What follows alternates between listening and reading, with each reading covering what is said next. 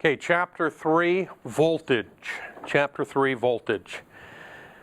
After completing this chapter, you're going to be able to identify the 6 most common voltage sources, describe 6 different methods of producing electricity, define cell and a battery, describe the difference between primary and secondary cells, describe how cells and batteries are rated, identify ways to connect cells or batteries to increase current or voltage output or both, define voltage rise and voltage drop, and identify the 2 types of grounds associated with electrical circuits. This kind of makes me laugh. You know, the big buzzword now is alternative energy, right? Alternative energy. And really worldwide we consume electricity. That's the form that we've pretty much chosen. Electronics, electricity. You know, I don't think there's any places that are installing oil lamps. You know, new hotel in the Caribbean, we light our place with oil lamps. No, we use electricity. And there are 6 methods of producing electricity, period. So when I hear about alternative energy, I kind of sit up. I'm like, wow, have they come up with a 7th method? No. As long as I have been in this industry, there have been 6 methods. There are only 6 methods. If you come up with a 7th, now maybe you're onto something. Those 6 methods are friction, magnetism, chemicals, light, heat, and pressure, period. The first one we're going to talk about is friction. Probably the most familiar is the Van de Graaff generator. How many of you are here familiar with the Van de Graaff generator? Let me try that again. How many of you here are familiar with lightning storms? That's probably the best example of friction producing electricity. Guy by the name of Ben Franklin figured that out by flying a kite in an electrical storm. One of our brilliant forefathers. It's amazing he didn't get electrocuted in the process. So lightning is a form of friction caused by atmospheric friction, if you will, and that produces lightning. Another example is electrostatic discharge. When you walk across a carpet or you move, if you're wearing clothes, just that movement, you could generate static electricity. Tens of thousands of volts could be generated by you simply wearing clothes. Okay, the alternative is not wearing clothes. You wouldn't generate static electricity by doing so, but of course the world would be a different place. The Van de Graaff generator, some of you have maybe seen in a museum before. I've got one in the back room. It's out of commission right now, but there's a big sphere on the top of it. And then what it is a belt. Pulls electrons off the bottom, brings it up to the top, so the sphere becomes charged. And what we could do with that is if you were insulated and you put yourself at that electrical potential, you've maybe seen the pictures where people's hair is standing straight out on end. That effect could be created with a Van de Graaff generator. Friction, not really the best method of producing electricity. You know, I'm not going to hire tens of thousands of people to walk around on carpets and then, you know, touch a conductor and power cities that way. It just doesn't make sense. On the other hand, if there was a method of somehow harnessing lightning, now that would be something. That would be something.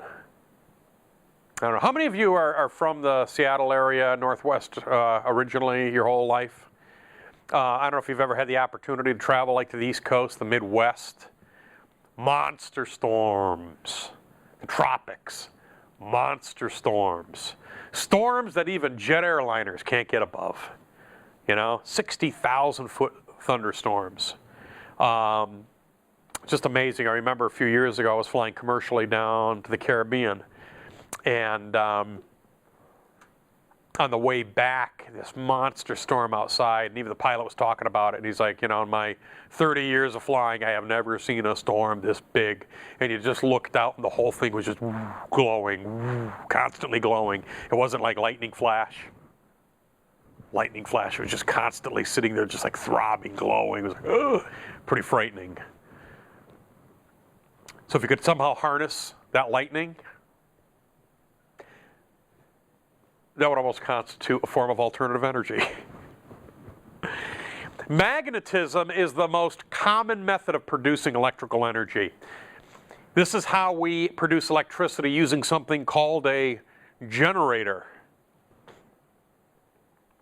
That generator could be powered by steam. That steam could be generated from nuclear power, coal, water, wind, gas, diesel. It doesn't matter how you rotate the shaft. The goal is you got to rotate the shaft. It's actually very devastating, the news from Japan. I was watching the news this morning, and I guess they upgraded it to a level 7 accident now, which is on par with Chernobyl. Actually, the amount of radioactivity that puts out could exceed Chernobyl if they don't get it figured out. It's really too bad. I'm not necessarily, I don't know if you want to call me a proponent of nuclear. I mean, I worked on nuclear submarines for, 8.5 years of my life. And it's pretty cool. I mean, it's hot because it generates steam, but you know what I'm saying. It's pretty innovative technology. Because you know how often I commute. And I gotta go to the gas pumps about twice a week with my car. And my car burns premium. High compression engine. I got to burn premium in it. You're talking about $50 a pop just to fill up my car for me to commute. You know how many times I saw my nuclear submarine refueled? 0. Just kept going and going and going and going and going. So you get a lot of use out of nuclear power. Commercial nuclear power plant, basically what they do is they refuel the reactor, start it up, run it at full throttle for 18 months. 100% flat out for 18 months. Then they shut it down, refuel it. Most nuclear power plants have multiple reactors, so when they're refueling one, they got another one that's up and running. And then just back and forth. There's in some cases 3 reactors. So it was actually getting quite a bit of momentum in the green movement. A lot of the folks in the green movement were like, no nukes, and they realized that it's pretty clean energy. Yeah, you got to worry about the nuclear waste afterwards, but it's really a devastating, not only for the folks in Japan, but also really for, energy efficiency and non-dependency on fossil fuel burning. So hopefully they can get a handle on it. I mean, nuclear power, all forms of energy are inherently dangerous, I mean. My fuel tank splits open on my car on the drive home and I burst into flames. That'll kill me just as dead as radiation, you know what I'm saying? So it's a matter of mitigating those risks. But I want you to keep that in mind. This is why, again, alternative energy, I've been to Holland before. They got freaking windmills over there. Windmills. They were harnessing wind energy. Now wind turbines, All you're doing is rotating the shaft and you're turning a generator as opposed to grinding your grain with power from the wind. So is it really alternative energy? Nah, there's just a different spin on it. Which is interesting because I've known this stuff since like puberty. And I always, in the back of my mind, was thinking about like energy in different forms because I was always getting yelled up on my parents, shut the door, shut off the lights. What do you think? You live in a barn? This type of stuff. So I was, at a very young age, I was thinking, wow, one of my duties as a child was cutting the grass. And it used to amaze me the small amount of gas I could put. I was always hoping I'd run out of gas, so like I couldn't finish the lawn. Why? I ran out of gas. The thing would never run out of gas. It was this little tiny tank, and that motor would just keep, the engine would keep going and going and going and going and going. If there's a way of harnessing that motor to a generator, and that could I could leave the lights on, I could leave the doors open, I could get my parents off my back. At a young age, I was thinking about alternative energy. And obviously, I didn't understand all the formulas associated with it. So, no, you can't necessarily power a home with a small 3.5 horsepower Briggs & Stratton engine. But with a 10 horsepower, you could do it. And if you've got a backup generator, that's a good enough size generator to power a home. Anyway, that's how we harness magnetism. The generator could be configured to produce either direct current. Direct current is the flow of electrons in only one direction, negative to positive, period. Negative to positive. Or alternating current. Alternating current is actually current that goes back and forth, back and forth. What comes out of the outlets here in the school and at your home is alternating current. The electrons never really go anywhere, but they're getting shaken back and forth, back and forth, back and forth. That's the harness, that's the energy that we harness. So we could have a generator connected to a shaft that produces either DC or AC. DC generators are not that prevalent. They're not that prevalent. Really, AC is used predominantly throughout the industry because it's a higher level of efficiency in transmitting the power. This is the schematic symbol for an AC generator. So if you saw this on a schematic, you would say, this means an AC power source, AC generator. Chemical. Chemical. The most common is a cell.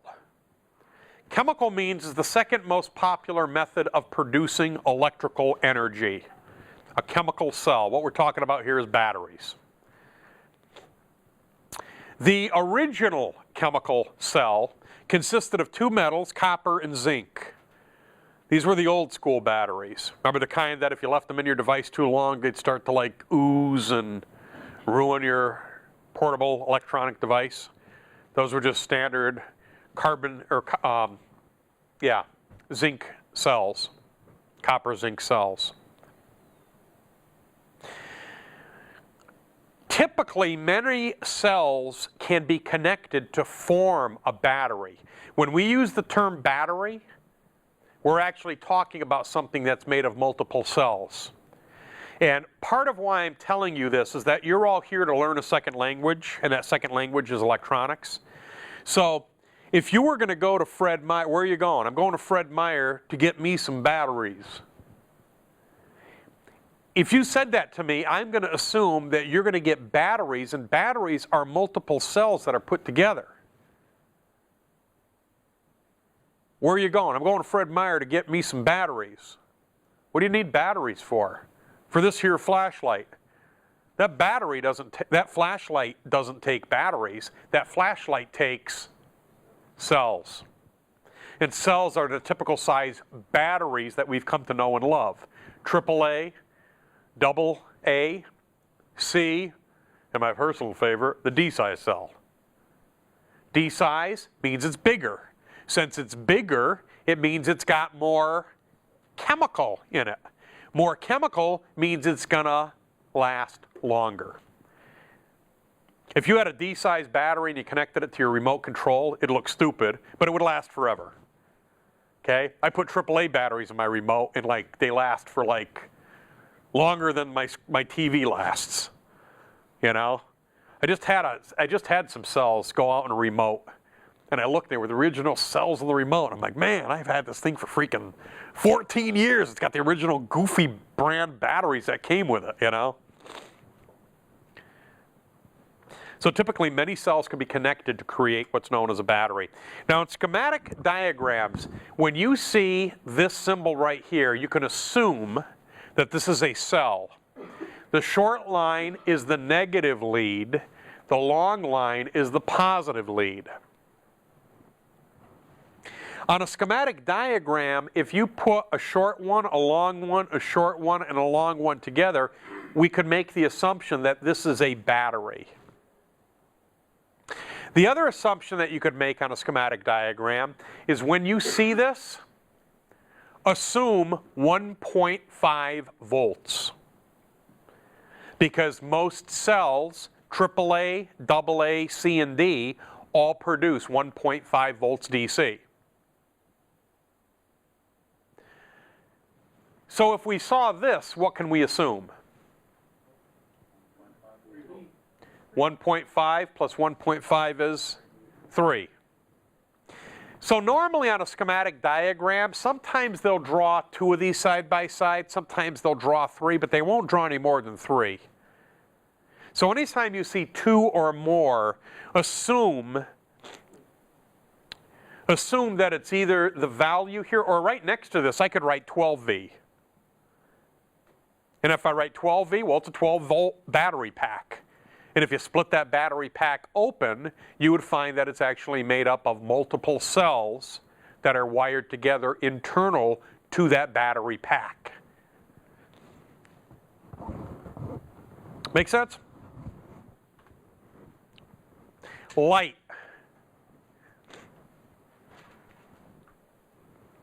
Light. Photovoltaic cell harnesses light. A single cell can produce a very small voltage. So therefore, many cells must be linked together to produce a usable voltage and current. These are primarily used in satellites, because satellites would look stupid if they had like an extension cord connected to them. You know, you'd be like, what the heck is that going up into the sky, you know? Well, it's an extension cord for, you know, communication satellite. So we can't do that. Cost is high, but it's declining. What I suspect is going to happen with this, photovoltaic, basically to make a solar panel, it uses the same technology that is used to make microchips. So it's a pretty costly process. What I suspect to see, and you're not going to find this in any textbook, what I suspect you're going to see is a marriage between photovoltaic and nanotechnology. And when those two merge together, you're going to be able to go to Sherwin-Williams and get paint for your house, and they're going to say, sir, would you like the photovoltaic additive today for $19.95? Sure, go ahead.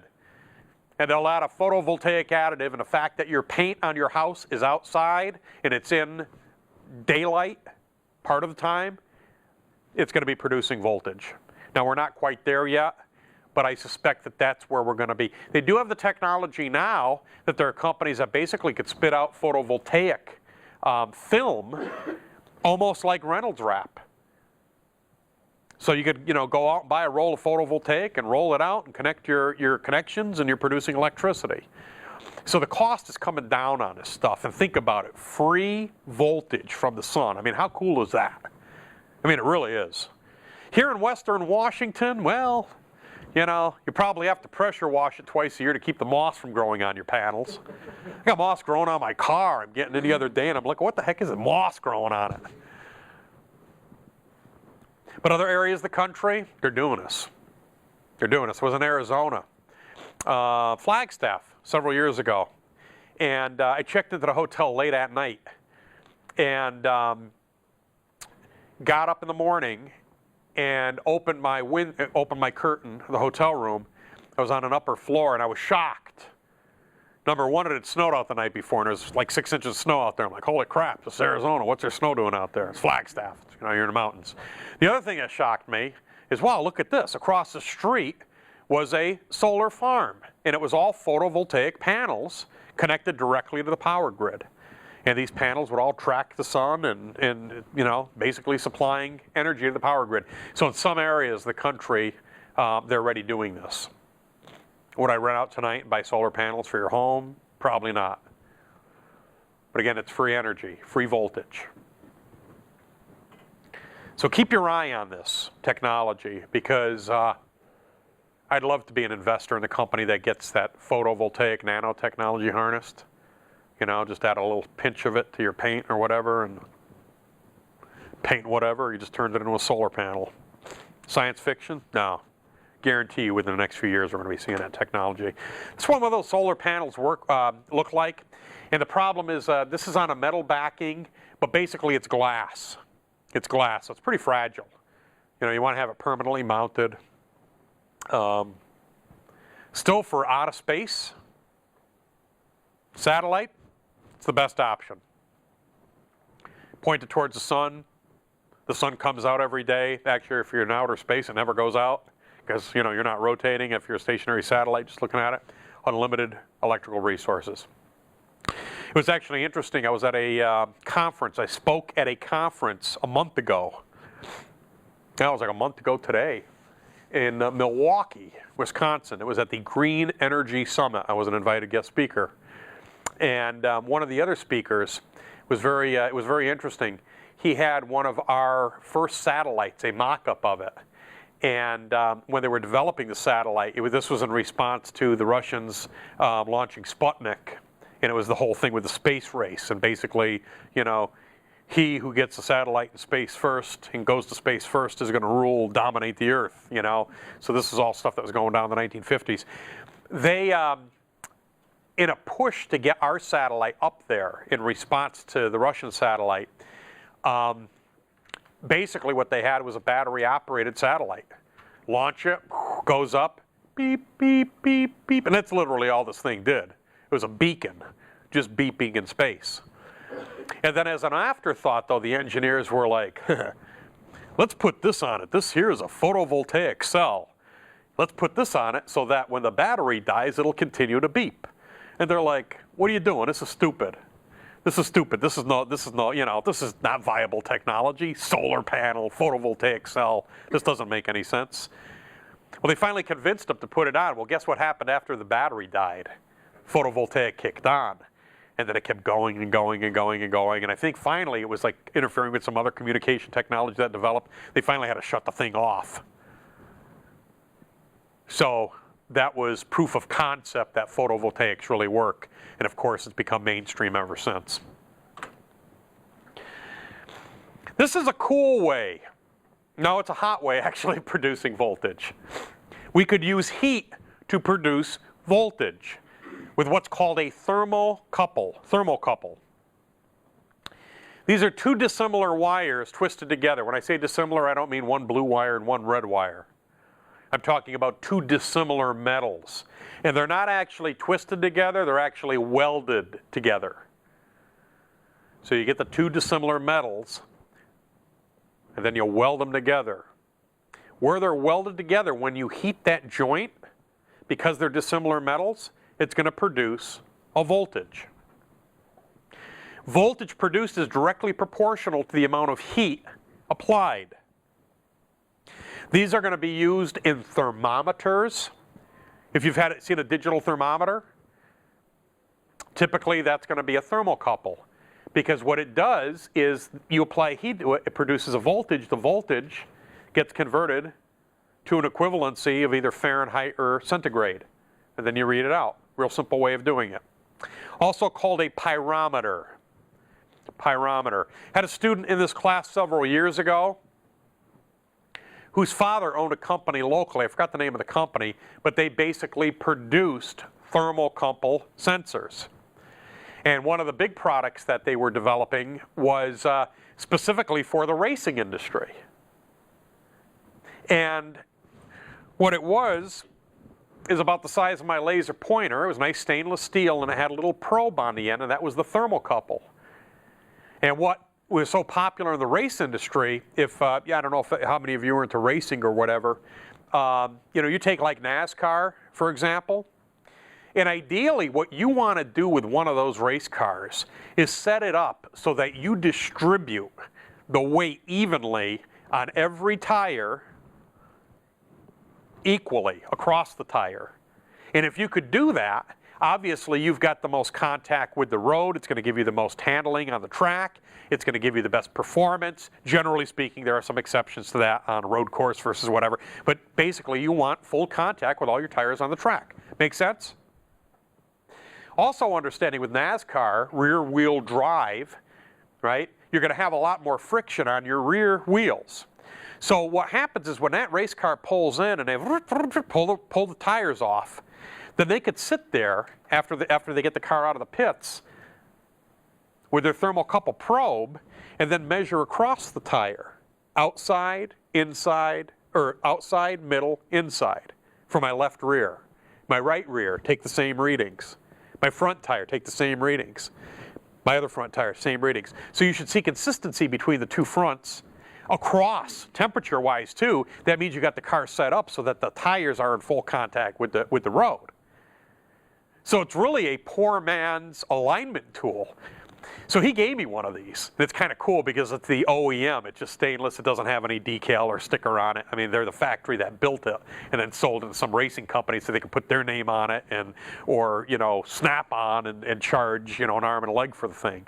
So he gave me one of these things. So I actually did some experimentation. Since I am a commuter, I did that a couple times on my drive home. I was wondering what the alignment on my car was. So sure enough, I drive home, I pull off the exit hot, Federal Way, pull over the side of the road, get out my fluke meter with this thing plugged in, take temperature readings, look for consistency. I've basically been tweaking alignment in my vehicles using nothing more than that temperature gauge. Pretty cool. Pretty cool. Thermocouple. Simply applying heat to the device produces voltage. That simple. Apply heat, it'll produce voltage. This is what the schematic symbol for one looks like. Again, understanding that these are going to be dissimilar metals, two dissimilar metals, and then you weld this together, the bead.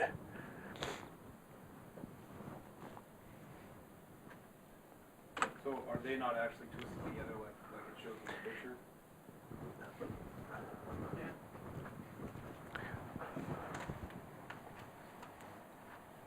Actually, because they're in contact with each other, it will produce. Where would you take the reading at the very end of it? On the tips. Okay. Yeah.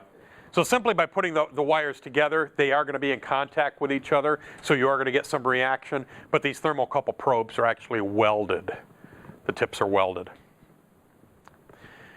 Believe it or not, another method of producing voltage is simply by the use of pressure. This is called the piezoelectric effect. Piezoelectric effect.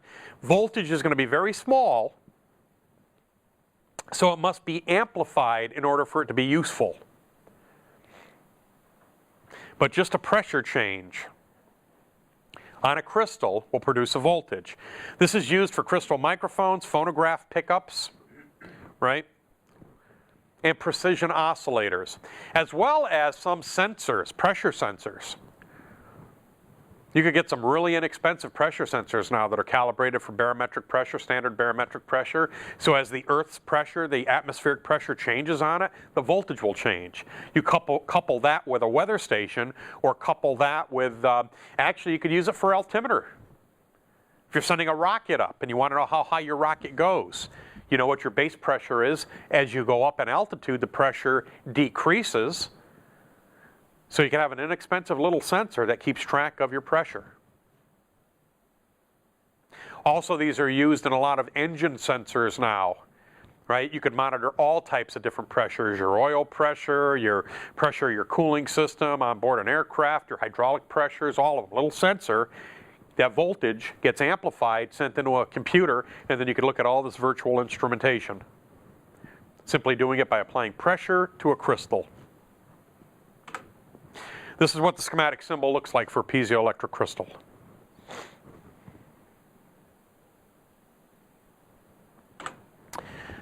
Now, we're going to talk about some different types of batteries. Battery, of course, is a combination of two or more cells. Now, we have two different choices of cells. One is called a primary cell, the other is called a secondary cell. Let's first talk about primary cells. Primary cells are cells that cannot be recharged. One-time use. These are like most of the cells that you and I buy, right? When you're done using them, you recycle them. Don't throw them in the landfill, right? You recycle them. Bring them to the hazmat place, and then they'll turn it in and get money and make your community more profitable based on you turning in your dead batteries. Some of the stuff you don't want going in the landfill. Although they've gotten better with the choice of chemicals that they're using. But primary cells, once you use them, you throw them away. This is designed after what's known as the Leclanche cell or dry cell, also referred to as the carbon zinc battery. Carbon zinc battery. This is the old school battery that we were talking about earlier.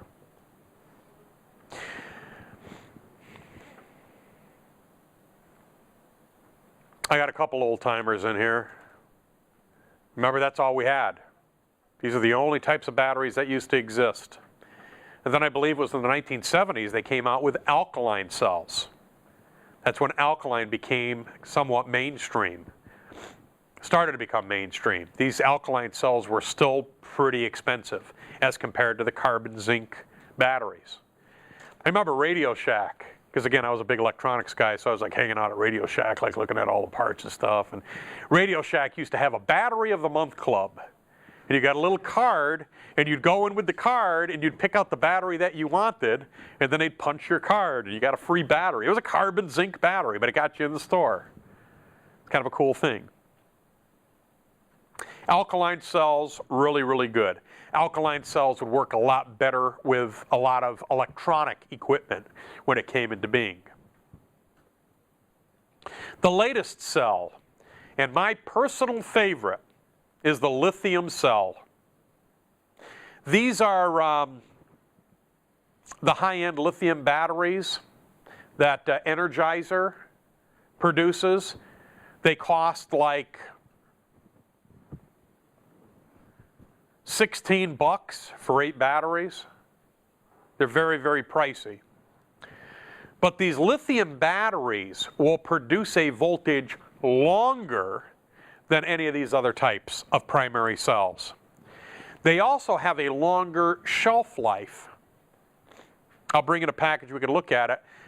I bought some last week, and I think it's the expiration date on them is like 2022. Some crazy time in the future.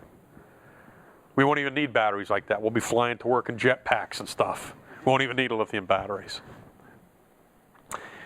And the other thing that these are real great at is working at a variety of different temperatures, from extreme cold, which really kills batteries big time, slows down that chemical reaction, to extreme heat. They've kind of known about lithium batteries for a while, lithium cells for a while. On my airplane, there's something that's called an ELT, Emergency Locate Transmitter. In the event of crashing, there's a G switch that triggers a transmitter to start transmitting out a beacon that gives your position away. So search aircraft, actually they used to have satellites that looked for that signal, but now long story, they've switched those satellites off. They've gone to some different frequencies now, but it would transmit. So when this thing worked, it had to work. It's a safety device. Even like on a ship that goes down, they have these EPIRB systems that transmit to the satellite. You want that thing, when it has to work, you need the thing to work. So this has always been the choice for those types of applications, the lithium cell. I was really, really jazzed and excited when I saw these come on the market for a consumer-based product, because the lithium batteries before were unique, to the manufacturer would put it together, and you'd have to buy the replacement from them. Because like the FAA requires every 24 months, you've got to replace that cell whether you've used it or not. So for them to come out, the sizes that I'm aware of, they have AAA and they have AA size. Have any of you here used any of those? Have you used them? Highly recommend it. If you're going on your dream vacation, if you're doing photography and you want something for your flash and you want that flash to keep going off and you don't have to worry about it. If you have if you're going hiking, I use it in my GPS. I have a backup GPS, that I use whenever I'm going off the grid or anything. I've got a pack. That I bought. Energizer will sell you a pack that you could use to recharge your cell phone. Have you seen those things? It's like a little pack, and it comes with those lithium batteries, and it's got a little cord. So like if you're off the grid and you got to recharge your battery, it comes with that style, your micro USB or mini USB plug or your Nokia, everything now is micro USB. That's kind of the standard for newer cell phones. But you put those lithium batteries in it, you plug it in, and it'll give you another charge. So if any of you do any backcountry stuff or anything like that, I highly recommend you look into them. It's a wise investment, a very wise investment. It's the best primary cell that money will buy. This is kind of, you got the diagrams in your book, kind of a cutaway view of a standard carbon zinc cell. Another cutaway view there. Cutaway view of a 9-volt battery. Is this really a 9-volt battery? Is it really a battery? Yes, it is. It's made up of multiple cells that have been put together. Each cell is capable of 1.5 volt. So they put multiple cells together to give them 9 volts. Why 9 volts? Actually, this 9-volt battery is also synonymous with what was called a transistor battery back in the day. There's no transistors in it. Why was it called a transistor battery? Because this is the type of battery that your transistor radio would take. Growing up in Connecticut, I used to have a little small 8-transistor radio. Used to go to the beach, and I used to tune in my little radio, play music, listen to New York radio stations, playing all the top 40 hits and everything. 8-transistor radio. Took a 9-volt battery or a transistor battery. This was typically the battery that I would get as a free battery at the Battery of the Month Club from Radio Shack. Why? My assumption was it's got 9 volts. The other ones have 1.5 volts, so I'm getting more for my punch, my free battery, than a 1.5 volt battery. So this was typically the bad boy that I always used to get for the purpose of experimenting. Secondary cells are cells that cannot be recharged. You're all familiar with this type of cell, the lead acid battery or wet cell, which is in your car right now. These batteries are not just used for automotive applications. These wet cells, these lead acid cells, are also used for backup power supplies by the phone company. For your landline, they're also used at cellular sites for backup power. In the event that power is interrupted to the cell sites, automatically they'll switch over to battery backup. They're typically lead acid cells. Are those, that's what they use for like solar systems too, right? Absolutely. And they use those for solar systems now because they're the cheapest secondary cell that's really on the market. There's other technology that's more efficient, that's more better, okay, but it costs more. So if you just want to, let's say you live out in the desert and you want to run lights by day and harness the energy by day, and you need a lot of solar panels and you're going to need a lot of secondary cells. The cheapest secondary cells that you could buy are lead acid cells. My submarine had a whole bank of lead acid cells located in the center of the submarine down in the keel, the very lowest portion of the boat. And it was called, ironically, the battery well. And in the battery well were batteries that were basically 6 feet tall, and they were about this big around, and they were individual cells. And it took a crane to be able to lower these things in and move them all in. And then they had wooden shims. Wax impregnated maple shims were all put in between these, and it was all one giant bank, and they were all wired up. Lead acid. On a daily basis, an electrician would strip all the metal off of their uniform if they had a belt on or anything metal. And typically what they had is a special jumpsuit that they put on that had all acid burns in it. And what they would do is they'd have to climb down in the battery well, and they'd have to check the gravity, the specific gravity. This is the electrolyte fluid inside. And basically, when we charge a battery, what are we putting into a battery? Who said electrons? Electrons. That's really what we're doing when we charge a battery. We're putting free electrons, we're storing it in an electrolyte solution. Are electrons matter? Absolutely. They're not very dense, but they still are matter. When you charge a battery, what you do is you increase the specific gravity of that fluid, that electrolyte fluid. So what the electricians would do on a daily basis is they had a clipboard and they had a grid that showed all the locations of the battery. They would go down in and they would check the specific gravity. You know what I'm talking about with specific gravity? Specific gravity is a comparison of the density of pure water, H2O at room temperature, standard temperature. The specific gravity of H2O, pure water, at room temperature, standard temperature, is 1. 1.00000000. It's 1. It's what we compare everything else to. Now, if I have pure water and I start to get some salt and I dissolve salt into the water, what am I going to do to the specific gravity?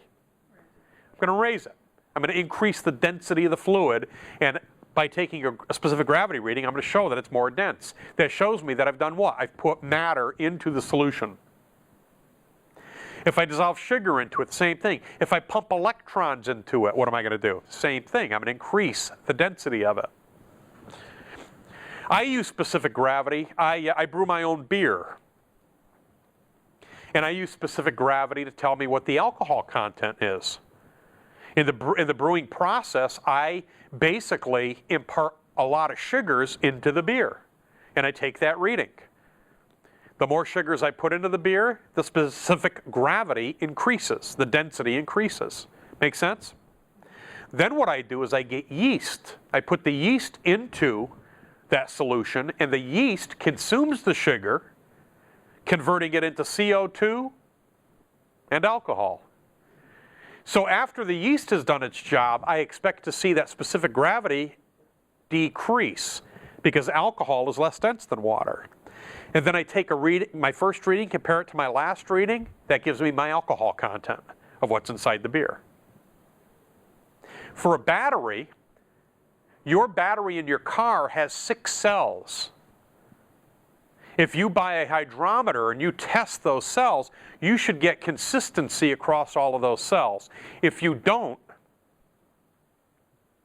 if this cell's good, this cell's good, this cell's a little bit lower, this good, good, good, this cell being a little bit lower, you're probably developing an internal short in that cell.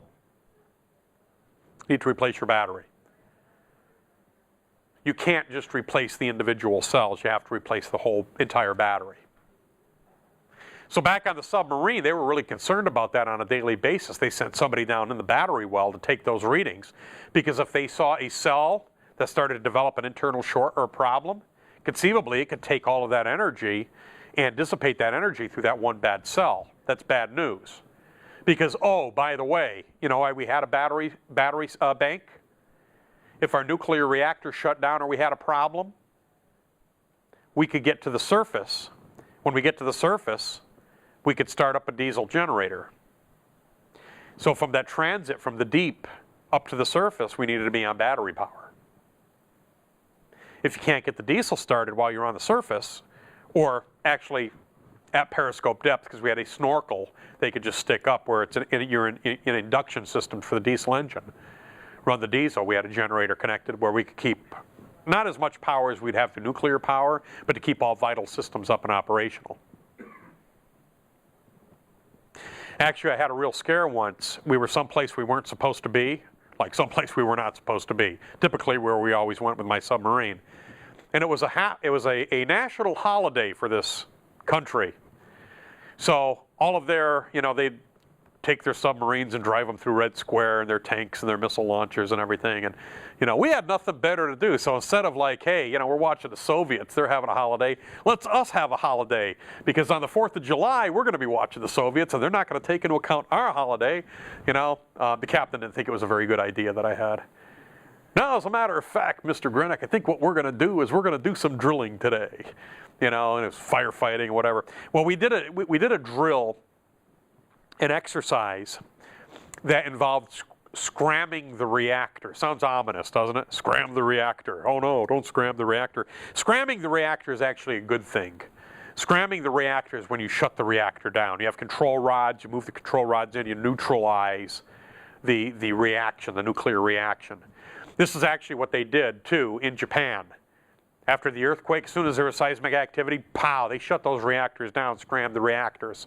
The problem that they had afterwards was with the tsunami damaging, I suspect it was their intake, their seawater intake used for coolant, and they couldn't dissipate all that heat that had already been generated, and then it became an avalanche, so to speak, of circumstances. Anyway, we're somewhere we're not supposed to be, and it was quiet. So the captain figures we're going to do some nuclear drill, scram the reactor, pow, scram the reactor. Normal procedure is we start to come up to periscope depth, make sure that we're not going to hit anybody up on the surface, come up, raise the snorkel mast, start the diesel generator. Well, they try starting the diesel generator, which is commonplace, wouldn't start. And what had happened is there was this multi-pin connector that for whatever reason disintegrated in the back of the diesel control panel.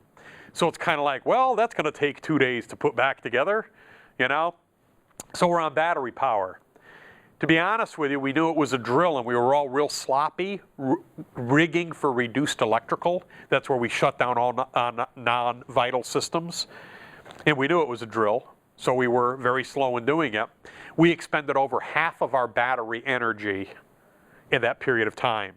So now all of a sudden, the reactor shut down. We can't start the diesel generator, and we've just consumed 50% of our battery power because we were screwing around, kind of dragging our feet with this exercise. So we realized what was happening, and basically the decision was made, restart the reactor. Well, they try restarting the reactor, and the reactor won't start. And we've consumed all of our battery power. So now we went to this like super rig for reduced electrical, where there's like, you know, emergency lighting and all the environmental systems are down. So the air all of a sudden is almost unbreathable, and it's in excess of 120 degrees, and it's humid, and it's just miserable. Can't get the reactor started. And in my job, surveillance, I was down to one receiver. I shut all my sophisticated stuff down, and I'm down to one receiver. You can't make the story up. It's like, holy crap, here comes the fleet. It's like, what are you talking about? Here comes the freaking Soviet fleet, and they're headed right towards us. I'm like, you gotta be kidding. So it got really hairy, because this is the type of thing that like World War III could start over. What's a submarine doing in our harbor? You know, violating our sovereign territory and all of this stuff. You know, we couldn't get caught. So. Truth be told, they were able to get the reactor started. They had to kind of amend their procedures, and come to find out it was actually a reactor control switch had failed. It was a series of circumstances. We called that day, anybody that served on the boat in that era, affectionately known as Black Tuesday, because things were really bad. And I had it good. I mean, my space normally where I worked, I had to wear like a foul weather jacket to stay warm because of all the air conditioning. Of course, all the air conditioning was down, but I tell you what, the guys in the engineering spaces, I mean, they were stripped down to their underwear and no shirts, and they're just sweat pouring. I mean, temperature skyrocketed, you know, 150, 160 degrees back there in the engineering spaces, and you're trying to troubleshoot something. But anyway, it all worked out good in the end. But that's the necessity of backup battery. Now, a lot of you may be saying, well, I'm never going to go to work on a nuclear submarine or a ship or whatever. No, you might go to work as a biomedical electronics tech at a hospital. Guess what hospitals have? Backup battery banks. You might go to work for the Federal Aviation Administration. Federal Aviation Administration down in Auburn, Washington, at the Mountain Region Air Route Traffic Control Center. I don't know if any of you are aware of that facility. If you go to the Muckleshoot Casino down there, it's like right across the street. It's a big building, fences around it, armed guards, all kinds of stuff like that. That's where they control all the air traffic in the northwestern United States. From western Montana to the Pacific Ocean, from the Canadian border all the way to northern California. If you're an airplane in flight, you're talking to somebody in Auburn, Washington. They lose the power at that facility, guess what? The whole northwestern United States aircraft are flying blind. So they were kind of smart about this. They put in a battery backup system. So as soon as the power AC crashes, these batteries have power inverters, and that brings it back up online so they don't miss a beat. Once the batteries are up online, then they have diesel generators in another building on the property that will go ahead and kick in, and they have huge fuel tanks so that they can power that for a very long period of time. If any of you have ever heard in the news of the past, a lot of times if they have a glitch like an air traffic control system and switching over to backup power, that's actually what the problem is going from AC to that battery backup. If it doesn't happen seamlessly, all of those systems go down. You all know with computers, you got to reboot computers, so you have aircraft flying blind without air traffic control for a period of time. So it could be somewhat of a inconvenience, safety concern. So a lot of you are going to see this. Actually, one of the most reliable systems, and this is I don't know how many of you still just have an old-fashioned telephone line to your home. POTS is called. And basically what that is an old school, just 2 wires coming to your house. Most of us now are on broadband and voice over IP and all this kind of crap. The old school telephones were the most reliable. You could have a power outage, you could have earthquake, whatever, and you pick that phone up and you're still going to get a dial tone, because that dial tone is being generated by backup battery banks at the central office, and that's powering the phone system. So, you know, I've experienced a lot of blackouts in my life where the power would go out, and I never lost that dial tone on the phone. Now, you know, how many of you are like with Comcast, you know? I mean, what was I thinking when I went to Actually, believe it or not, I'm not just talking the talk, I'm walking the walk. Before I came to work today, I actually called Quest. I want to get an old school line back into my house, because I'm looking at my phone bill. My freaking phone bill, I don't know, I'm paying like $70 a month for, you know, caller ID and call waiting, and the only people that call me are people that I don't want calling me, okay? So why am I paying $70 a month to have something that I don't want? And I don't want to shut the line off because I have some other uses for that line. So I called Quest, and I'm like, it's kind of an unusual request. Do you have any of the old school lines that, you know, I could still have, you know? Yeah. And how much? $13.50 a month plus tax. I'm like, that's what I want. Can you port my existing number back to it? Yeah, no problem. So I'm going to get that scheduled. $13.50 a month. No, you can no long distance or anything, but I don't want it for that. I want it for that 911. I want it. I don't know why I'm going to disconnect the ringer, because again, the only people that want to call me, they call my cell number, you know. But I still need that. If you have an alarm system at your home, you need it. If you've got a satellite TV box for updates and pay-per-view, you need it. So it could call into the mothership on a daily basis. So battery backups are still out there. So don't think you're not going to go to work in the industry and never see a battery backup. Now, you're all familiar with lead acid, nickel cadmium, NiCad. How many of you are familiar with NiCad batteries? NiCad have been out for a long period of time. NiCad's had a nasty habit of generating what was called a memory. And what that memory was, in essence, is if any of you have ever had your arm or leg in a cast and you don't use it, basically the muscles forget how to fully exercise your range of motion. You got to go through some therapy to get your arm working again, right? It's kind of the same thing with a NiCad. A NiCad, if you didn't fully discharge it and then fully charge it, it would only think that its range was in this narrow margin of performance. So the problem with NiCads with like camcorders and cell phones, where as soon as that voltage started to drop a little bit, you start to get the low battery indicator. And to preserve the electronic integrity of what you were doing, it would shut off. Then you'd get it, stick it in your charger, charge it back up, and what would happen? It would only get used to operating in this little realm right here. Some of the manufacturers got smart and they put a little button on there and they could connect it to a load and drag it down all the way and then recharge it all the way.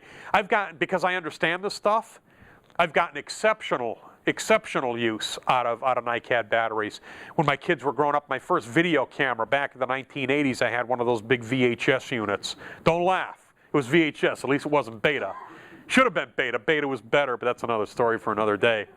But it was one of these big Herkin VHS, you know, and it took this big 12-volt battery pack. And I went to replace it, and I was looking at some different vendors, and they were looking at me, and they couldn't believe that it was the original battery pack. It's like, we don't even carry replacements for those anymore. You know, how long have you had this? Since the beginning. Well, you know, how could this be? It's because I understood how to take care of NiCads. What I did is I made myself a dummy load, and when the battery got low, you know, I mean, obviously if it was a birthday party or something that I wanted a video, I could recharge the battery. But at least on a regular basis, I would discharge it all the way and then charge it all the way. And by the way, with nickel cadmium cells, when I say charge it all the way, that doesn't mean slap it in your quick charger. Like if I've got a cordless drill at home, a Makita. I got a quick charger for it. Worst thing you could do. Mine still works. But you know how those quick chargers work? They actually have a temperature sensor in the battery pack. When the battery starts to get hot, it must be full, so it cuts the battery off. It's not a full charge. The only true method of charging an NiCad properly is a timed charge.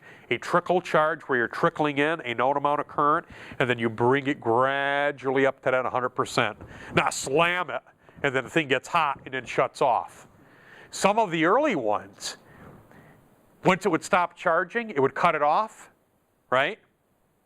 And then what would happen when the battery cooled down? It'd start charging again. And then it would get hot and shut down. So you ended up with this cycle in it. So these were the real cheap chargers. And those would just eat these NiCads. So if you know about NiCads weren't that bad. They really weren't. The next thing was nickel metal hydride. Nickel metal hydride. That was the next evolutionary process. Rechargeable batteries, secondary cells. A lot of us had them years ago on our cell phones. Worked very, very well. Less prone to that memory condition. With all these secondary batteries, though, is it an unlimited number of charges and discharges and recharges? No. Every rechargeable battery, when it's brand new, you only get so many cycles out of it. They're not going to last forever, even if you take good care of them. And then now lithium ion.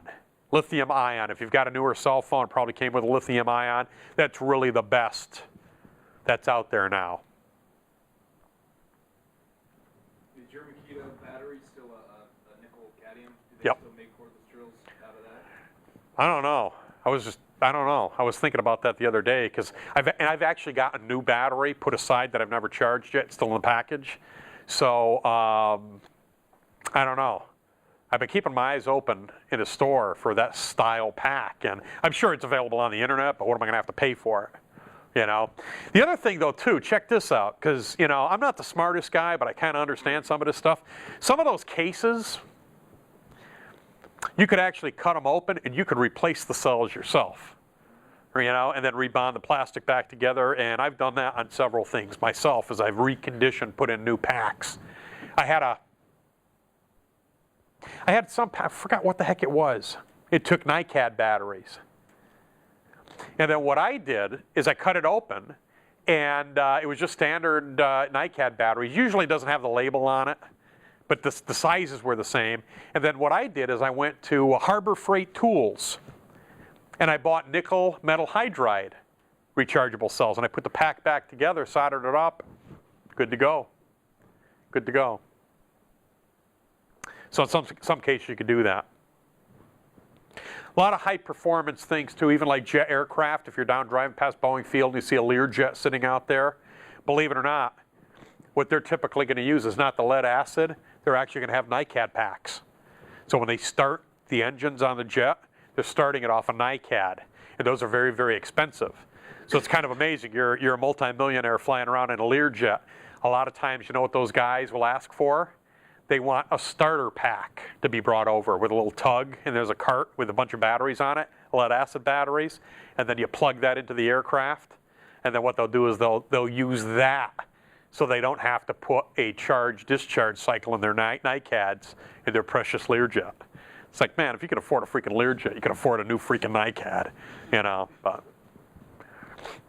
I used to work it was the funnest job I ever had. I worked part-time at an airport in Connecticut. And those guys always used to amaze me. And a lot of them would tip you. You bring that pack over or whatever, and here you go buy yourself a good lunch there, son. Oh, thank you, sir. I didn't mind. Some of these dudes, so man, I'm saving you money. You're not even tossing me a bone. Come on, man. The heck. Next time I'm gonna park you out there. This is the cutaway view of a lead acid cell. Now, connecting cells and batteries. Connecting cells and batteries. We have series aiding. This chart here is erroneous. Let me draw this on the board here, what we're talking about here. Series aiding means negative, positive. I can assume that this is what voltage? 1.5 volts. So if I connect it to another cell, I can assume that this is 1.5 volts. And if I go ahead and even connect the third cell down here, I can assume that this is 1.5 volts. What am I up to right here? What's my total voltage from this point to this point? Okay, very good. 4.5 volts. Does everybody see that? Everybody see that? So what I'm doing here is by series, in series aiding, I am increasing the electrical pressure that's available to me. The amount of current that's available here is going to stay the same because this is what we call a series configuration.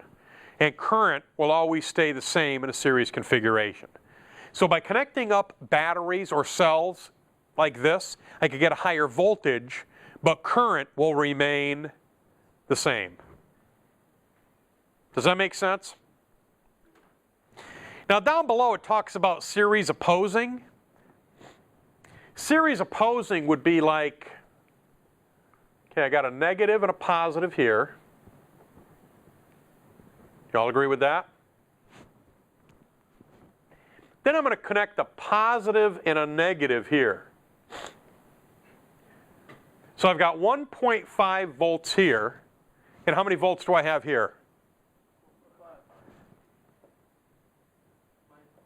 Minus 1.5 volts. So what's my voltage across? 0. So my slide, which is politically correct, says it has little practical value. It's actually stupid. This is like, you're putting a battery in backwards. Why come my flashlight no work? And you take them out and you realize you put in one of the cells backwards. Has little practical value. This one's adding 1.5 volts. This one's taking 1.5 volts away.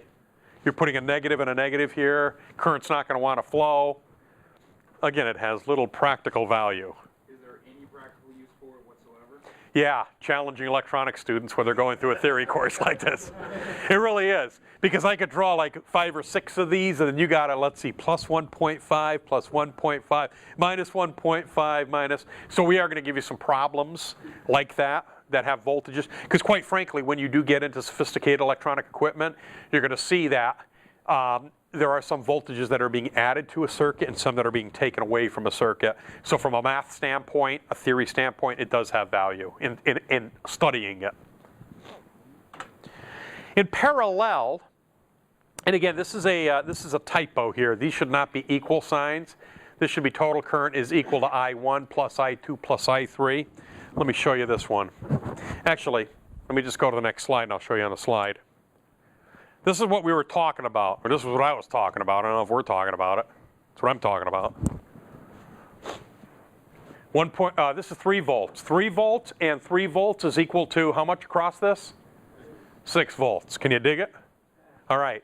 So here we got 3 volts and 3 volts, which is equal to 6 volts, connected in parallel with 6 volts. Why come? Why come I do this? Why would I possibly, what is the advantage of this To increase the voltage and the current? over this? What's that? To increase the voltage and the current? Is the voltage increased? You said to increase the voltage and the current. Is the voltage increased?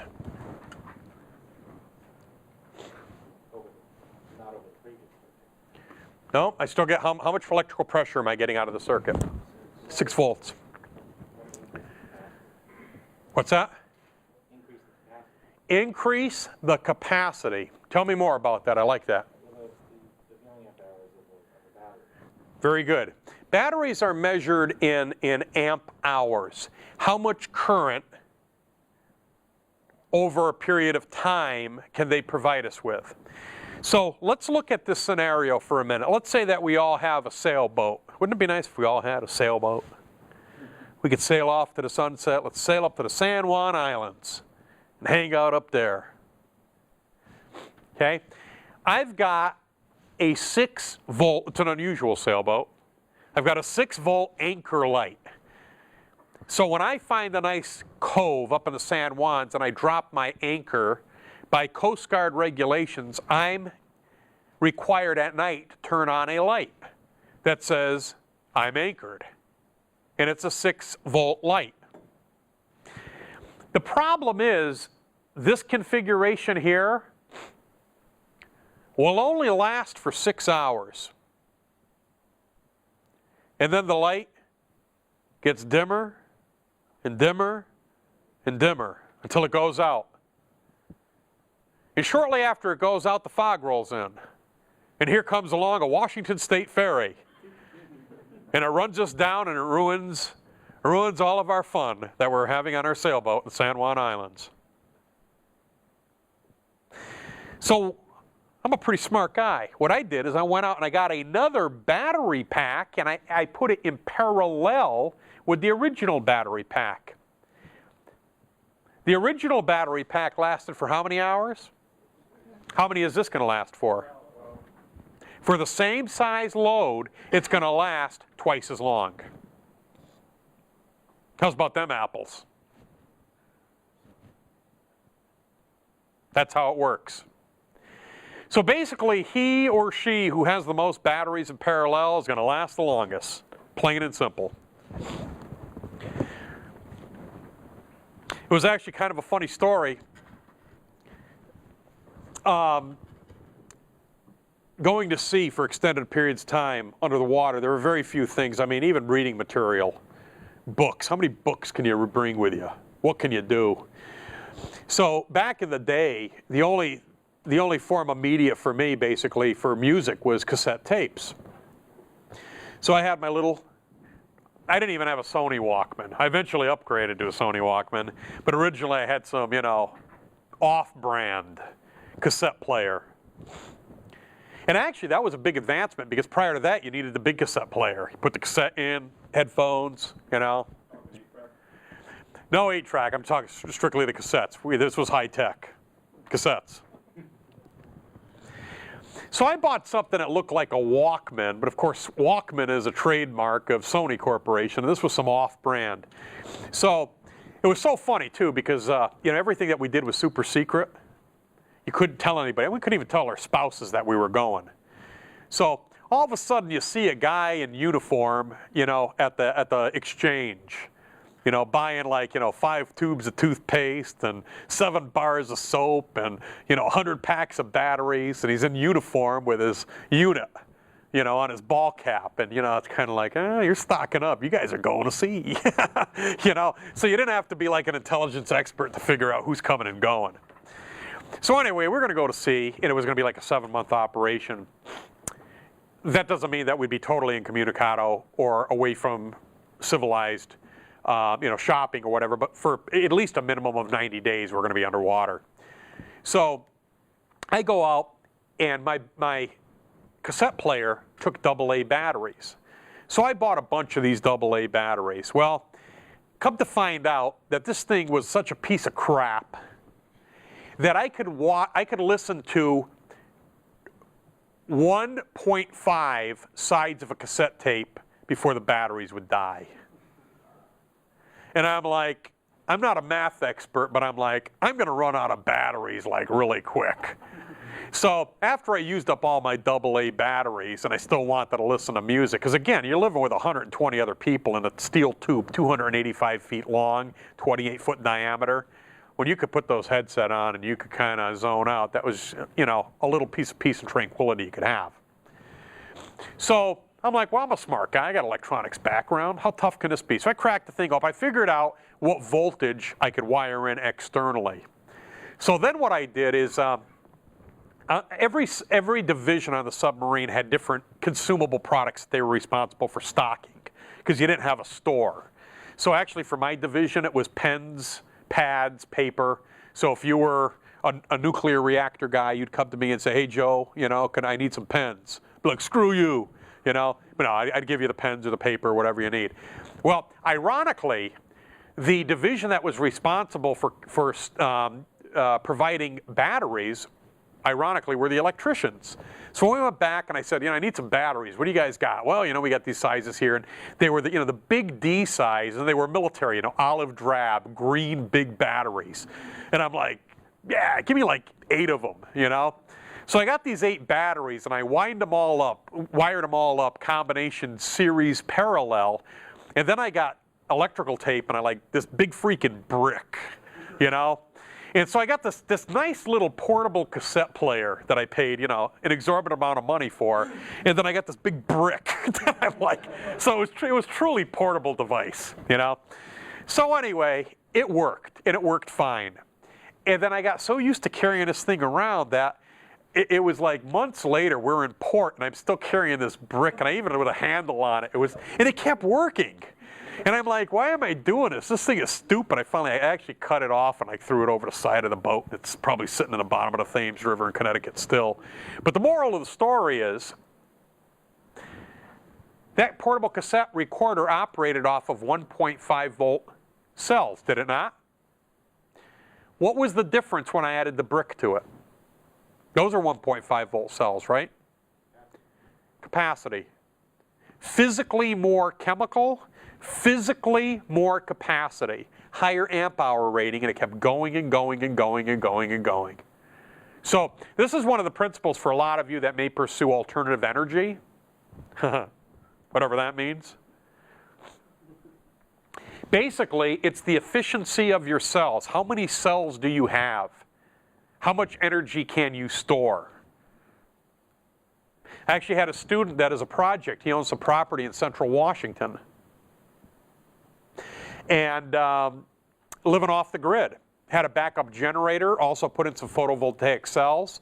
And as a project, he basically did the math and figured out, like, on the shortest day of the year, how many appliances am I going to want to run in my little cabin? And will I have enough electrical energy to make it through the night? And that's basically what his target was. And he says, I need this much storage capacity.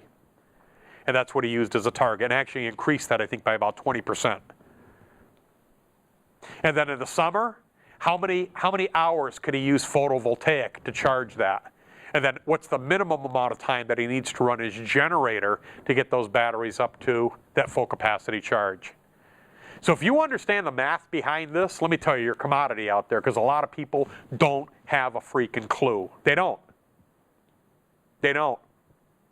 When I was on a cruise a couple weeks ago on vacation, I met I'm trying to get on better terms with this guy, and actually we've been corresponding via email. He owns a 52-foot yacht in Miami and an airplane, high-performance aircraft.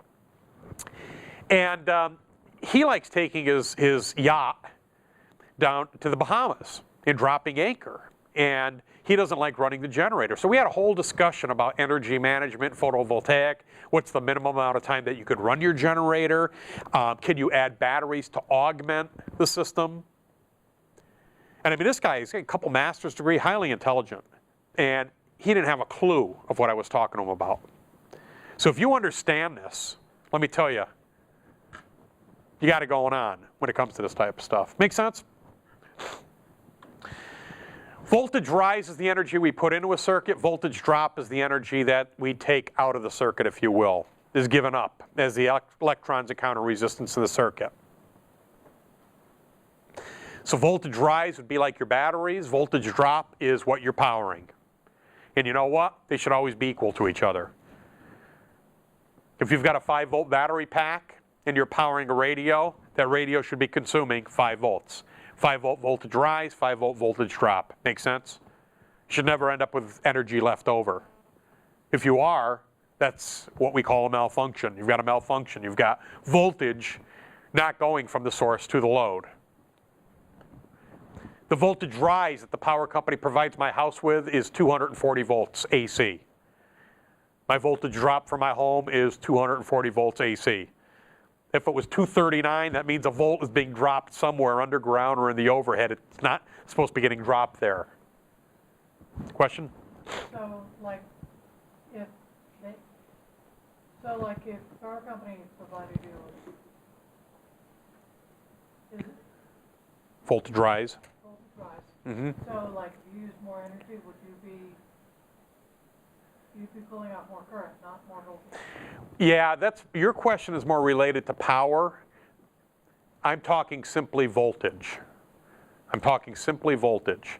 So that if I've got, and I'm keeping it real simplistic, and you need to understand it in a simplistic manner. If this calculator takes 3 volts DC, that 3 volts DC is going to be my voltage drop, right? If I want this thing to operate properly, I need to give it a voltage rise of 3 volts. So that's all I'm saying. Voltage rise is the voltage pressure you apply to it. The voltage drop is the pressure that gets consumed by the load. And they should always be equal. If they're not, wherever the missing voltage is, that's a problem. So if you consume less voltage, If you're consuming less than what the power company's providing you with, you've got a problem. Because that missing voltage has got to be somewhere. And where you find it, that's the problem. Make sense? Okay, we'll talk more about that concept, but right now I just want you to understand voltage rise equals voltage drop. Ground. Ground. This is an interesting concept. Any of you here ever driven over Snoqualmie Pass? How do you know you're going over Snoqualmie Pass? It's not a trick question. How do you know you're going over the pass? There's a sign on the side of the road that says Snoqualmie Pass. I try to keep it basic here. Now, that sign also says Snoqualmie Pass, and there's another bit of information there. Elevation. Elevation above what? North Bend? Seattle? Above where? Sea level. Oh, you guys are all smart. You guys are one of my smartest classes here in a while. High tide or low tide? Average. Average. And you know what we call that? MSL, mean sea level. Mean sea level. So one of the things that Al Gore is talking about, like sea level rising, that's what he's talking about. So his big concern is all the expense of changing all the signs. Elevation, no. Obviously it's going to cause a lot of problems if mean sea level, if the polar ice caps melt and sea level rises, it's going to be a lot of flooding and devastation. Okay, especially during hurricanes and high tide events and tsunamis and everything else. So we use the height of the ocean, mean sea level, as a reference for all of our height measurements. It's actually really important. When I fly my airplane, it's one of the first things, instruments I calibrate when I get in, is the altimeter. And that shows me how high I am above sea level. It's kind of important. I flew my airplane Friday night. I went across the top of SeaTac Airport. I had airplanes taking off and arriving, and I'm flying through there in my small plane. You kind of think it's important that I know what altitude I'm at? Yeah. And as a matter of fact, they check back with you. When you establish radio communications, they say, you know, hold, maintain 1,500. 46 kilo, what's your current altitude? 1,500. Roger, we got you at 1,500. You're cleared through our airspace. Because they want to make sure you're not off. It's important to me. So that's how we calibrate if you're into hiking, driving, even boating. Mean sea level is kind of critical, isn't it? High tide, low tide. If you're at low tide and you hit a freaking rock, it's kind of important you have the right charts and you understand low tide. Are you saying mean or Mean. Mean. No, mean. M-E-A-N, mean, which is average. So when we started playing around with electricity, we had to come up with a methodology, if you will, to what can we compare? What's a benchmark of something that's in a neutral, natural state? Earth. Why? Because this is where we be, okay? This is where we're standing. So literally what we got is a ground rod, an 8-foot ground rod, drive it into the earth and say, you know what, you connect to that, you're connected to ground. And you're connected to zero potential. It's not positive, it's not negative, it's neutral. Why? Because it's driven into the freaking ground. So what happens is, the idea kind of caught on. So the power company out at the power pole, or your transformer if you have underground, they got a rod and they drove it into the ground. They said, you know what? We're going to sell you 240 volts AC in reference to ground. At your home, at your load, you should get 240 volts in reference to ground. The electrical generating plant, where they generate the electricity, they drove a ground rod in, and they reference that voltage to ground. So we use it as a reference to all of our voltages, which are really quite critical. I'm kind of making fun of this in a goofy way, but in all honesty, it's actually really, really critical. Like right now at my home, I've got the electrical connection coming from the power company in reference to, hopefully, ground. I get my telephone line, soon to be replaced, kicking it old school, and that needs to be referenced to ground. I've got a satellite receiver that has the antenna up on the roof. That antenna needs to be referenced to ground. The satellite receiver also plugs into the electrical outlet that should be referenced at ground, and it also needs to be plugged into the telephone connection that should be referenced at ground. Actually, when I had Comcast installed in my home, it was over the summer, I had time off, I was watching these dudes install it. And because I teach electronics, I'd always like to say, hey dude, what's going on, man? How long you been with Comcast? These people treat you okay? What's the deal? What's your educational background? What's going down? You know, how are you doing that? If I could learn something from you, somebody that does installs all day long, I'm gonna pick your brain and see what I can learn.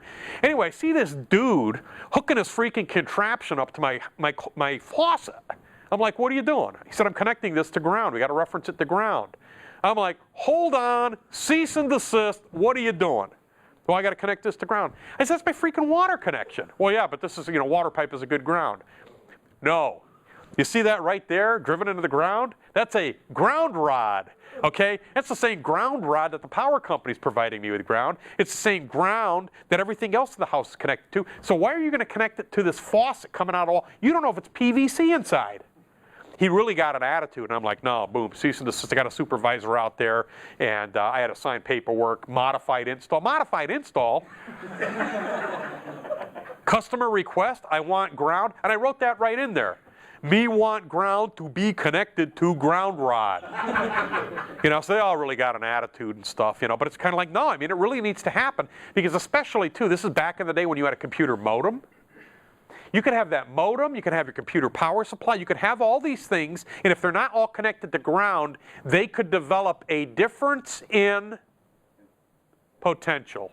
And if they develop a difference in potential, you know how that's going to manifest itself with highly sophisticated electronic systems? Sparks and fire. Not necessarily sparks of fire, it could be gremlins. It could just be real wacky behavior. All of a sudden, your satellite receiver starts rebooting itself. All of a sudden, your computer reboots itself. All of a sudden, your modem kicks you out. So when they started doing all of this inter-building networking and everything, it became a real big issue to make sure that ground was really ground. Years ago, when they built this building, actually they renovated this building, behind here, they pulled up the concrete and they drilled down into the earth. And they put in this huge ground for the school to make sure it wasn't just a standard ground rod. This was like drilled way down into the earth. You can see like the core and stuff. No, I'm just kidding. But it was pretty far down in. This is actually one of the problems that they have like in Arizona because of the sand and the desert. And we have good ground here because it's like all wet. But in Arizona, they have some problems. So I think there's some code variants down there where they're like actually connecting it like rebar in the concrete foundation and such, and they do some different stuff down there. I'm not totally familiar with it, but some of those dry climates, they have to do it. John? How big was that? Was it a pipe or a... It was, and they were actually adding chemicals to almost create like a P and an N type material there, so current would only have one way to travel through that, like a giant diode buried in the ground behind here. So I wish I had taken pictures so I could, I know you're not believing me, but it was like a drilling rig out there. It's like black gold, Texas tea. We're going to Hollywood, Anyway, the other type of electrical ground is electrical ground. And this provides a common reference point.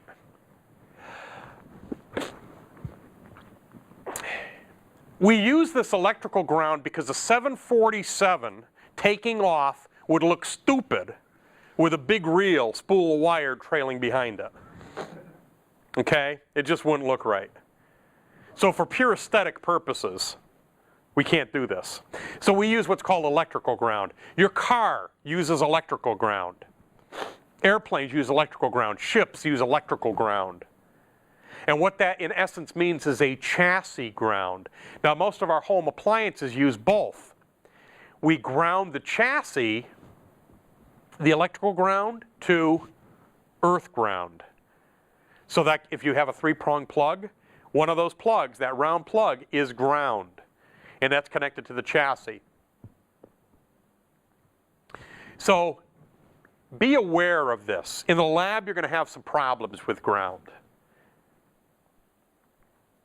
because you don't understand what I'm talking about.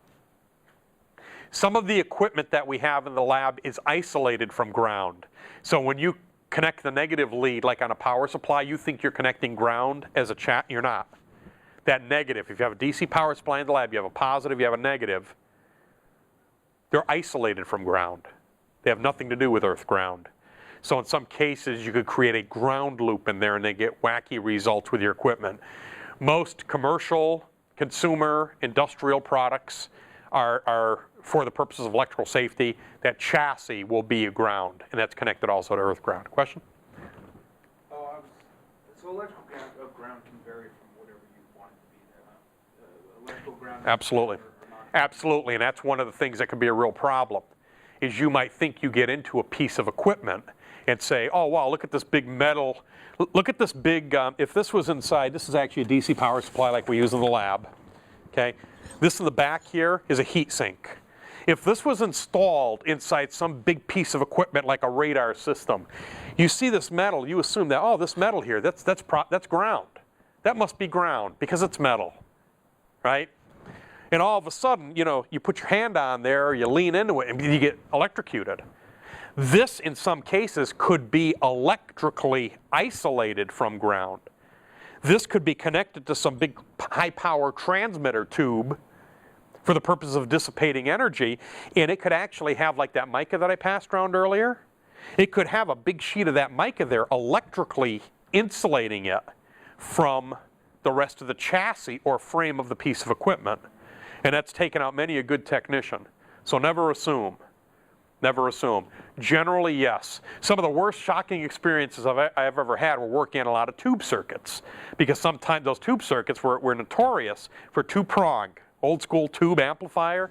You plug it in 2-prong, and you didn't have that electrical ground in there. All of a sudden, you go up against the chassis, and you're getting zapped by 300 volts. Make sense? All right. We talked about current. Flow of electrons in a specified direction happens at the speed of light. Voltage. And there's only 6 different methods of producing voltage: friction, magnetism, chemicals, light, heat, and pressure. We talked about voltage rise. That's the energy that we put into a circuit. Voltage drop is the voltage we get out of the circuit. Voltage rise and voltage drop should equal each other. If they don't, you got a problem. Am I being silly? Am I keeping it basic? Yeah, but you know what? I have fixed in my career dozens of problems that was the symptom. And the symptom is the equipment doesn't work right. What's the first thing that I do? Check the voltage coming in. If the voltage coming in isn't good, it's not going to work right. Then you got to find out where the missing voltage is. Maybe it's a brownout. Maybe it's a brownout. Maybe the power company, they're having a problem with generating power and giving, you know, the feed. But those two always need to equal each other. We also talked about ground. Earth ground is a freaking rod driven into the earth. Why the earth? Well, it's where we stand. It's where we live. It is what it is, neutral natural state. And we talked about electrical ground, which is typically the chassis. Could be the airframe of an airplane, which is actually kind of odd. It's kind of odd when I talk about an airplane, because what's Boeing building now? 787. What's that thing made out of? Aluminum? Composite. Think about this one. By using the chassis of your automobile as ground, you know how much wiring it saves on your car? Go ahead, make a stab at it. You know how much wiring it saves on your car? It saves half the wiring. If your car was made out of composites and it was not a conductive material, you would have double the amount of wires on your car. Because we use the chassis as an electrical connection. Make sense? Okay, I've got a question for you, and I'm going to ask you about this in our next lecture. And I want you to discuss this in teams and as a class. Since there are 6 different methods of producing voltage, I am going to design a deep space probe to boldly go where no man has gone before. So this deep space probe is going to probe deep space. That's why it's called deep space probe. What method should I use to power this thing in outer space so that it keeps going and going and going and sending data back to Earth through a high-powered transmitter so we could monitor its journey from afar? I want you to think about this. I want you to discuss it as teams. And next week when we lecture on ELEC 110, I'm going to expect an answer from you, and it better be the right answer, or all hell's going to break loose. Any questions? Question? Kind of in reference to the question I always wondered why radioactive materials are radiating something, right? Yep. I'm assuming it's radiating electrons. It's radiating something, absolutely. I always found it strange, like, that we were never able to figure out a way to generate electricity out of the radiation itself instead of... Sounds like you got some good ideas that are worth pursuing. Enough said. Okay. We got somebody in here that's thinking. That's cool. Question? How do you measure ground? How do you measure ground? In ohms. It is measured in ohms. What you do is you have to, it's a comparative process of what you assume is a good ground. And you're basically comparing your ground, unknown ground, to that good ground. But there's an assumption made that by getting an 8-foot long rod in driving it in, that is providing you with an adequate ground. You need something else to compare it to in order for your assessment to be accurate. So when you take a multimeter to test ground and it measures material, does that multimeter have a What are you measuring it in reference to? I don't know, an electrical outlet, let's say. Okay. What you're doing from like an electrical outlet, if I wanted to verify that this is a good ground, in actuality, what I need to do here is I could measure ground against my neutral. Those two should be connected back at that box. Okay? So between the hot lead and ground and between the hot lead and neutral, I should end up with the same difference in potential. Then going with a multimeter to that box, I should get that same difference in potential across the two. And that basically is letting me know that the ground and the neutral for that particular circuit are valid. But for you to compare a good earth ground to a not so good earth ground, I don't know how you'd go about that, other than you've got to basically know that one of them is good. And that's actually one of the things about ground too, that I don't know if any of you are aware, a lot of AM radio stations are located in swamplands. It's the best place that you could put an AM radio station, because in a swampy area you get a really good ground. So you get a really good ground plane. And because of the frequencies that you radiate at, it's going to ensure much better transmission of that RF signal. A second choice is also a field, a pasture where cows graze and urinate and keep everything nice and moist, okay, and healthy. That's why even in New York City, growing up in Connecticut, all the New York City radio stations, WABC, WNBC, WCBS, all of their transmitters were located in New Jersey, the Meadowlands. Okay, if there's any Giants fans here, it's where all their transmitters were located. Why? Because it was a marshy location. FM transmitters, different. If you're in New York City, where do you want to put an FM transmitter? Top of the Empire State Building. Why? Because it's the highest. It doesn't have as much to do. You still need a good ground, but it's not as essential as that low-frequency transmitters. So ground is important, folks. We're going to talk more about it. We could have a course in ground. We honestly could. 5-credit class and just talk about ground. Testing processes, you know, some of the different things that we've encountered with ground. 50 years ago, 30 years ago, 20 years ago, ground wasn't that big of a deal. Ground right now is very, very big because a difference equates to a difference in potential, and even a small difference in voltage could create a circuit and cause that circuit to go, here's your final technical term for the night, cattywampus. All right? All right, that's all I got, folks. Have a good